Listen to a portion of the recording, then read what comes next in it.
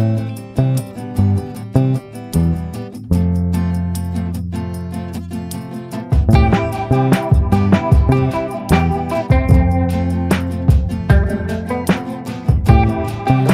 question আছে একদম যেটো ফাৰ্স্ট কোয়েশ্চন আছে ফাৰ্স্ট কোয়েশ্চনটো যদি তোমালোকে চোৱা তাত দেখা পাবা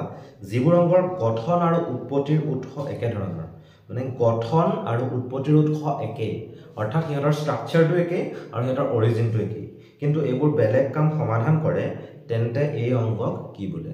অৰিজিন একে কিন্তু ইহঁতৰ যিবোৰ কাম সেই কামবোৰ কি হয় বেলেগ বেলেগ হয় তেনেকুৱা অংকক কি বুলি কোৱা হয় তেনেকুৱা অংকবোৰক কি বুলি কোৱা হয় তোমালোকে নিশ্চয় জানা হেতু হৈছে সমসংস্থ তাৰ পিছতে সেকেন্ডটো লে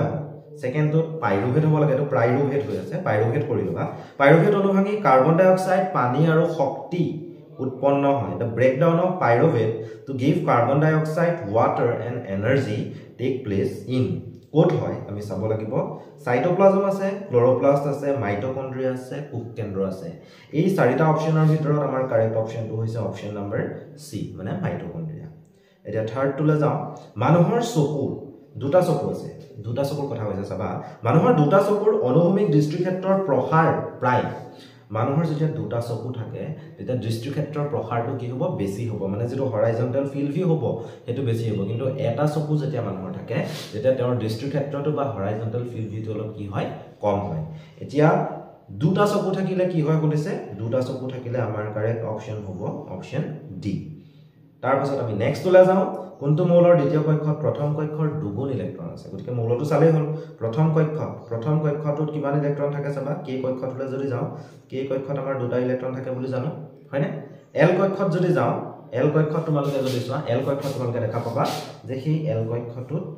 দুগুণ মানে কি হ'ব লাগিব দুটাৰ সলনি ইয়াত দুটাৰ দুগুণ মানে কেটা হ'ব লাগিব চাৰিটা হ'ব লাগিব গতিকে চাৰিটা গতিকে আমি কনফিগাৰেশনটো দেখা পালো 2.4 মানে পাৰমাণবিক সংখ্যা 6 এটমিক নাম্বাৰ 6 আৰু এটমিক নাম্বাৰ যদি 6 হয় তেতিয়া হলে এলিমেন্টটো কি হ'ব লাগিব কাৰ্বন হ'ব লাগিব গতিকে চাৰিটা অপচনৰ ভিতৰত আমাৰ কাৰেক্ট অপচনটো হ'ব কাৰ্বন নেক্সট আহিল মেন্ডেলিভে একাবৰণ নাম দিয়া মৌলটো হ'ল মেন্ডেলিভে কেটামান এলিমেন্টক নাম বেলেগ ধৰণে দিছিল অলপ একাবৰণ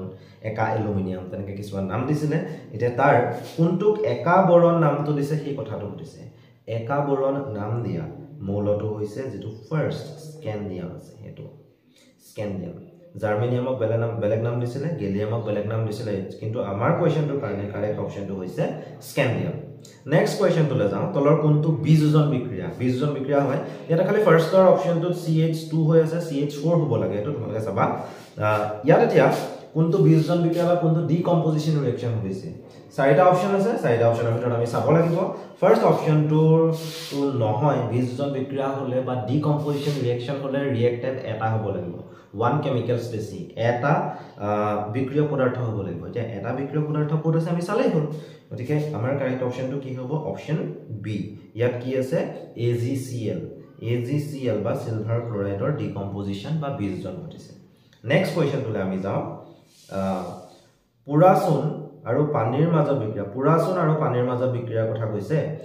তলৰ কোনটো পৰ্যবেক্ষণৰ পৰা গম পোৱা যায় মানে পুৰাচুন আৰু পানীৰ মাজত যদি বিক্ৰিয়া হয় বা কুইক লাইম আৰু ওয়াটাৰ ইহঁতৰ মাজত যদি কেমিক্যাল ৰিঅ্যাকশন হয় তেতিয়া হলে কাৰ তলৰ কোনকেইটা অবজাৰভেশনে হেতু আমাক শো কৰিব এই কথাটো সুধিছে অবজাৰভেশন কেটা আছে হাইড্ৰোজেন গেছৰ উৎপত্তি evolution of hydrogen gas change in colour আছে চেঞ্জ ইন টেম্পাৰেচাৰ আছে ফৰ্মেশন অফ প্ৰেচিপিটেট তোমালোকে তাতে কিতাপত যেতিয়া পঢ়িছিলা এই ৰিঅ্যাকশনটোৰ কথা তাত কি আছিলে এটো এটা তাপবৰ্জ্য বিক্ৰিয়া বা এক্সোথাৰ্মিক ৰিঅ্যাকশন গতিকে টেম্পাৰেচাৰ চেঞ্জটো তাত হ'বই লাগিব এই কাৰণে আমাৰ কাৰেক্ট অপচনটো হ'ব change in temperature last question তলৰ কোনটো প্ৰক্ৰিয়াৰ বাবে তেল বা চৰ্বিযুক্ত খাদ্যবস্তুৰ পৰা দুৰ্গন্ধ ওলায় তেল বা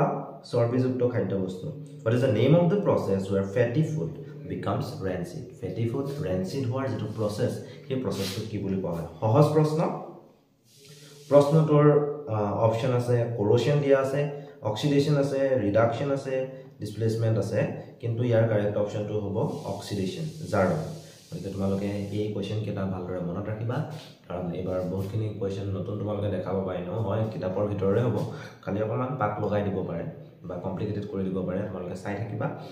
আজিৰ ভিডিওত এইটা দিলো নেক্সট ভিডিও আৰু এটা লৈ আহিম সেই ভিডিওটোত আৰু কিছুমান কোৱেশ্চন ডিসকাস কৰিম আৰু যদি মেথছৰ কৰিব লাগে তেতিয়া তোমালোকে আমাক অতি সোনকালে জনাবা ধন্যবাদ